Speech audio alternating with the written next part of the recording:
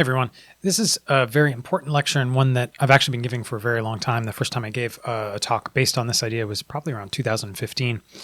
It's a lot of times in data science when we think about what we're doing, we think about the algorithms, especially as young master's students. What we tend to do is get fixated on what new tools can I bring in and apply to my different problems. But in fact, a better way of thinking about these things is to think about the structure of the data that you're working with, and then find the kinds of tools that fit for that sort of structure.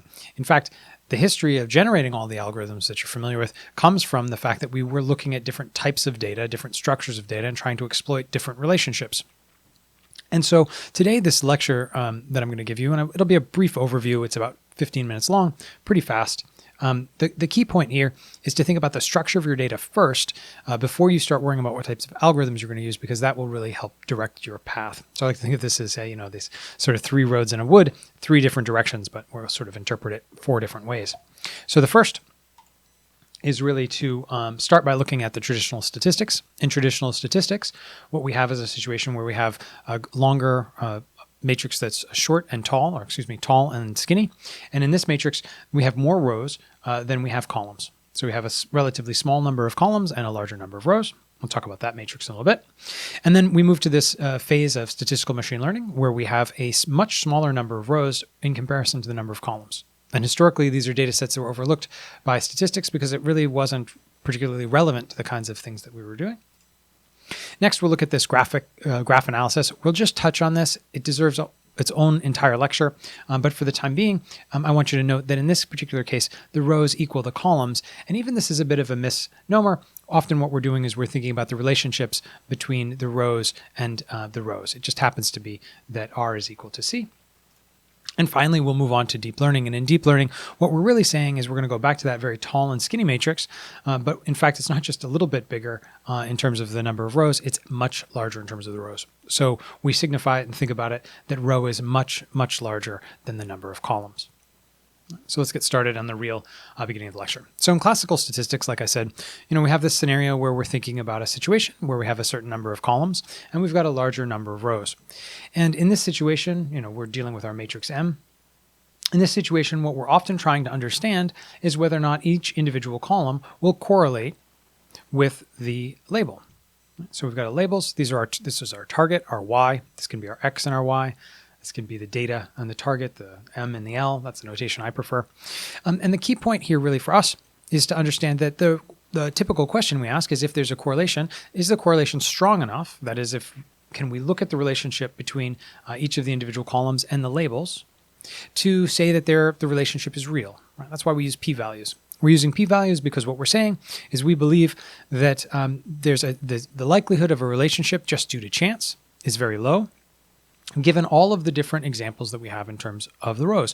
And we don't have to just think about this in terms of columns to the label. We can also look at the example of columns to columns. And if you looked at some of the data sets that one of the videos that I produced earlier, there'll be a link below.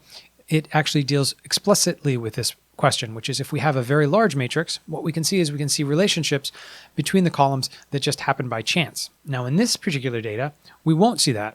And the reason for that is because we have more rows than columns. So it's a different matrix structure. It's the next one we'll talk about that I'm discussing in that video.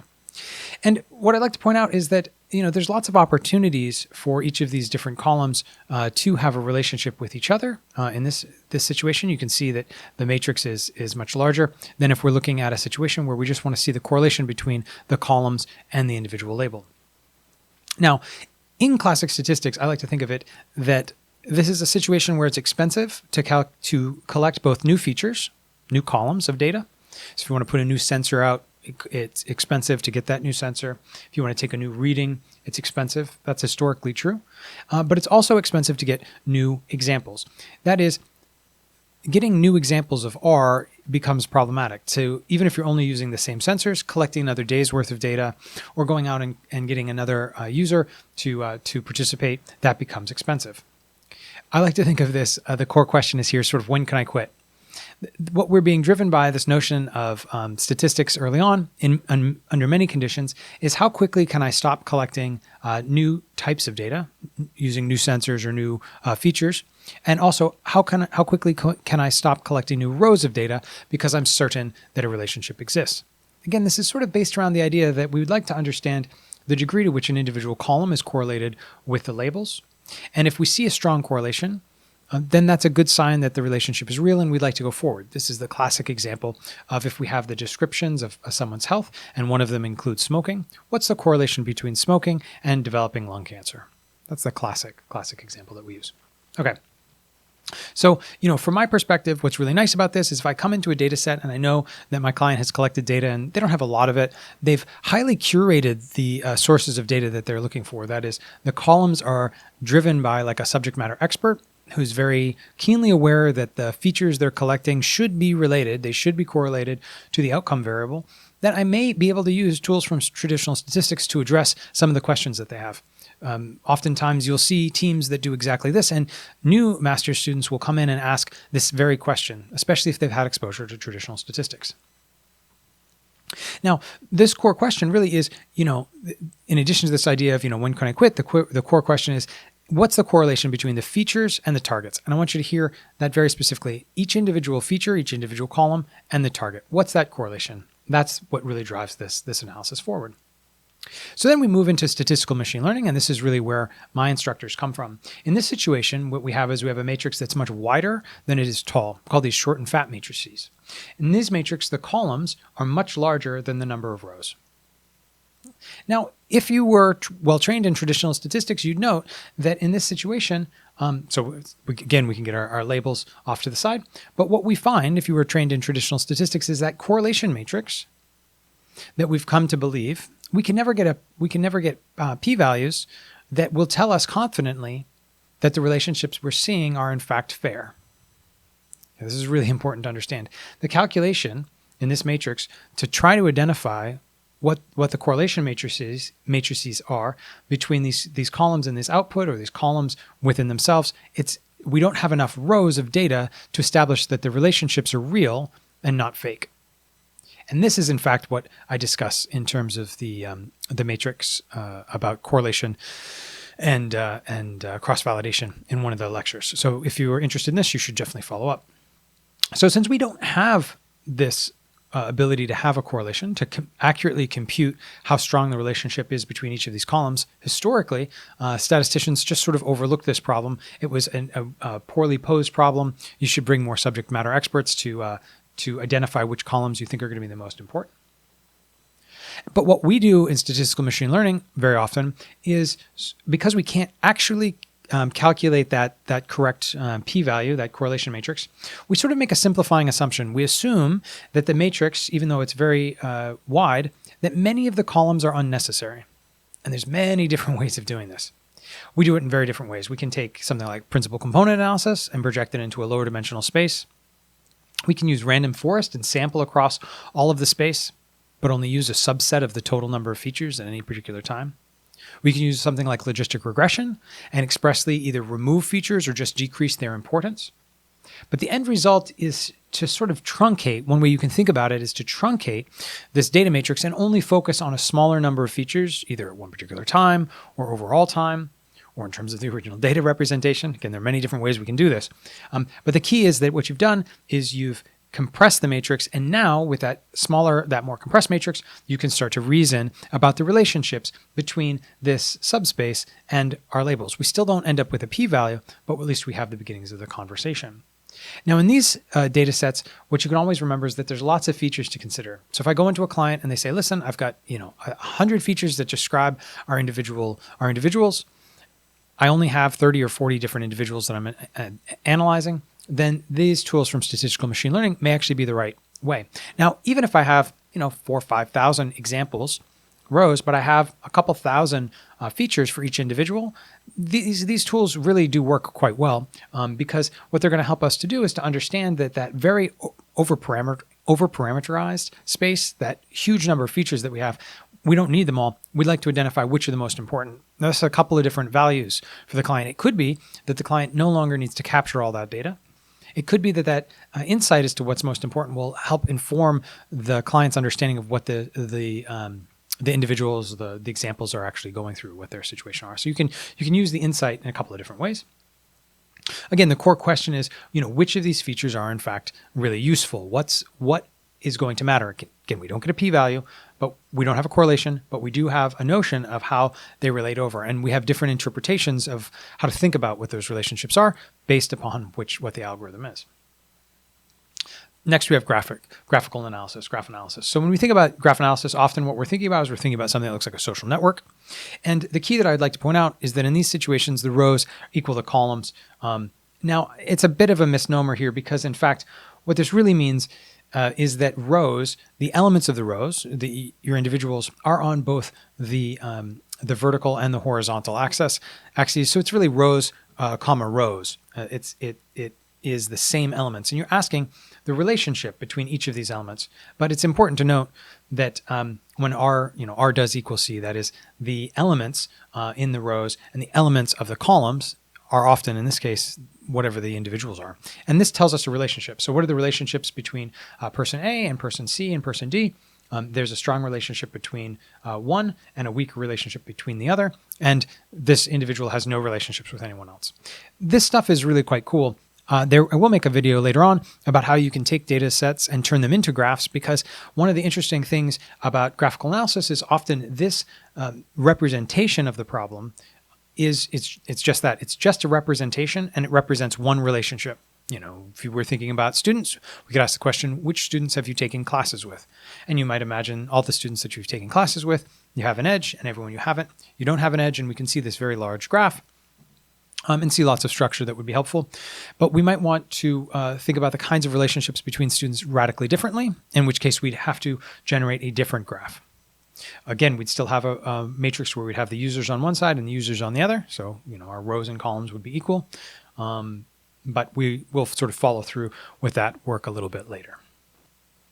So yeah, again, the core question is, what can be learned about the relationships between the elements? What's the relationship between the elements, in this case, the rows? Now, deep learning. When we start to think about deep learning is really an extension of that early work we were doing with statistics. We start with a tall and skinny matrix, but we enhance it. We don't just stop with a reasonable large number of rows versus columns. We expand to have a lot larger number of rows and columns. And this data matrix M can be really quite massive. This can be hundreds of millions of examples, and that's really quite significant. Again, in the supervised learning scenario, we have a data set, the targets, which we have one value for each of these entries. And now the question that we're going to ask is not necessarily just the correlation between each of the columns and the output. Instead, what we're going to ask is the higher order correlations. That is, the relationships between the columns and how they relate to the ability to predict the output. This is worth taking a moment. My notation here is a little junky, but basically what I'm trying to say is it's the interaction. It's the C times C times C, and you'll see that in this case, our matrix is much larger than our original number of columns are. That is, we're asking how much do the interaction between these features, feature 1 and times feature 2, feature 1 divided by feature 2, feature 1 maybe to an exponent of feature 2. Again, you can come up with all kinds of different logic. The key is that deep learning is doing this behind the scenes. Originally, when we go to what we were doing 2010 roughly, we were making our own features, looking at those kinds of interactions. In deep learning, what we're doing is we're allowing the network to learn those kinds of representations and find the ones that are helpful and move forward. Again, deep learning is a whole nother set of discussions. But for the time being, what I want you to think about is that we are trying to do the same thing here, which is to expand sort of like a correlation matrix. So it's not exactly, we don't get a p-value, but we're looking to understand the higher order correlations and how they relate to the interactions with the labels. We, of course, can also think about those higher order correlations and how they interact with each other. And this is really quite important. It is, in fact, the framework for how we're thinking about this oftentimes is we're wondering, how do the features that I experience within this data set collaborate or interact? And how do those interactions either drive me closer to whatever my target is or further away from it? So in this case, the key point is that the examples are easy to access. You've got lots and lots of data. You've got ample amounts of data. You have, in my mind, you have a stable distribution and you have a sufficient amount of data to really understand what that whole distribution is. The core question that you're going to ask is, can I look for interactions between features that as they relate to these labels? Or can I look for interactions between these features as they relate just within the data set for an unsupervised learning approach? one way you can think about this, another way you can think about this, if we go back to the original graph, is in that first case, what we're dealing with is a graph where we can compute the p-value explicitly. We can calculate those correlations, first order correlations explicitly. Then we move to a supervised machine learning scenario where we're almost sort of approximating a correlation matrix. We're decreasing the number of columns. So those columns are productive for identifying what our output is. We use cross-validation to determine what those should be, or a test training scenario. And then in deep learning, what we're doing is we're not just calculating the first order correlations, we're calculating the nth order correlations. Now, this is, if you made it all the way here, you might note that this isn't a perfect definition or a perfect description of everything that's going on. I mean, this is a very high level talk, but I find this very helpful because what it does for me is it helps me to understand very quickly when I'm working with a client where I need to start. If I start talking with a client and they say, look, we've got millions of data, we've got data every day at a high resolution, then we might be able to use tools of deep learning. If the client says, I've been able to capture, a small amount of data over a short time period, but it's highly structured to be the features that we think are the most important, then tools from traditional statistics might be most valuable. And when we look at those short and fat matrices that are much wider, that's when the work of statistical machine learning, which has really had its heyday, from 2000 to 2014 when deep learning came over. The other thing I'd like to point out is what's nice about this is that it helps gives you a framework for understanding how the field has progressed. This isn't just a question of these tools living on their own. There's a reason why we used tools of traditional statistics at a time when it was expensive to get new sensors. It was expensive to find new people to capture data. And then statistical machine learning exploded because what we had was a lot of opportunity to ask many, many questions or get many, many features about the people that were in our data sets. So we could find out how often you bought a new pair of shoes online or when the last time you went to Arby's was. And finally, deep learning the rise of deep learning coincides with the recognition that some of the organizations like Google, Amazon, etc., Facebook, they had large aggregate sites with massive amounts of data. There were never examples of images where we had 100 million images, all of cats that were tagged, or perhaps they're not even tagged. We just didn't have data that looked like that before. And so you can think of this progression of tooling as being statisticians and computer scientists thinking about how can we address new data that's coming onto the scene and data that we get to ask different questions of. I've actually given this lecture in front of a client. They asked me to explain the difference between statistics or artificial intelligence, and their face lit up as I gave this discussion because you can see it's not very hard. It's a pretty straightforward discussion. It's very tangible, but it also helps to explain why we've moved through these different places and why we've chosen these particular tools. So both from an intellectual standpoint, but also from a client management standpoint, I think this is a really productive way of framing the discussion. And in later videos, what we'll do is we'll take some of these tools off the shelf and give them a run on different data sets to see how well they work and show why you really have to move to using different tools based on different time periods. Thanks so much.